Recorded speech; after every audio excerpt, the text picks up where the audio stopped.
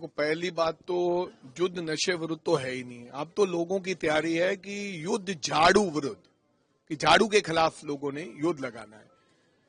हाल ही में कल ही परसों जो इनके युद्ध नशा विरुद्ध की पोल खुली है, एक पुलिस ऑफिसर का बेटा जिसने ये कहा, लाश लेकर बैठा, कि मेरे को लगता है कि पंजाब में नौजवानों को नहीं रहना चाहिए।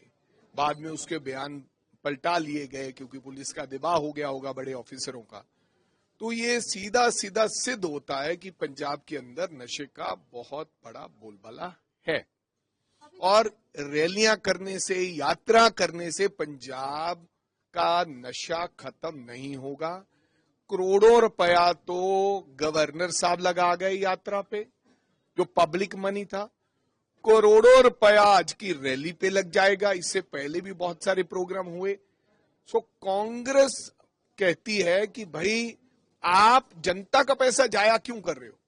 इससे अच्छा था कि रिहेबिलिटेशन वाले जो 4-5 यूनिट थे उनके ऊपर पैसा ये लग जाता तो शायद कोई ना कोई व्यक्ति इस नशे से बच सकता। आप रैलियां, दिखावे, अरदास, गुरुद्वारा साहब को जाना और यात्रा करनी, उसमें सबको बीजेपी की यात्रा और एक तरफ से अकाली दल की समझौता एक्सप्रेस, फायदा क्या हुआ?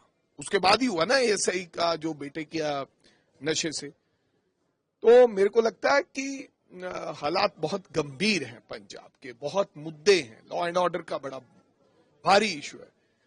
पंजाब के आर्थिक संकट बड़ा संकट है। मुलाजमों को उनके साथ जो वादे हुए थे ओल्ड पेंशन स्कीम के, वो नहीं मिल रहे। 1000 रुपया अब कह रहे हैं कि शायद दे दिया जाए, लेकिन 4 साल बेवकूफ बनाया गया। रेत के ऊपर, माइनिंग के ऊपर पॉलिसी आनी थी, कोई पॉलिसी नहीं। हर व्यक्ति दुखी है।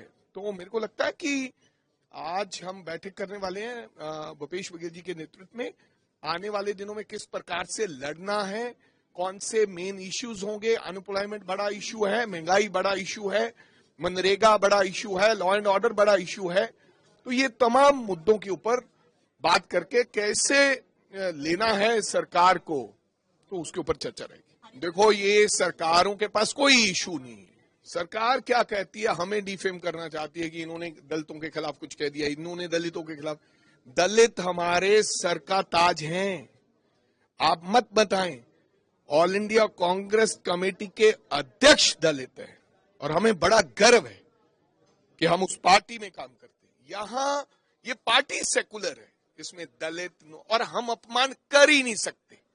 हमारे पूर्वजों ने, हमारे बाबा जी ने, गुरु गोविंद सिंह महाराज जी ने हमें सिखाया है कि जात पात तो कोई बात ही नहीं, हम सब इंसान हैं।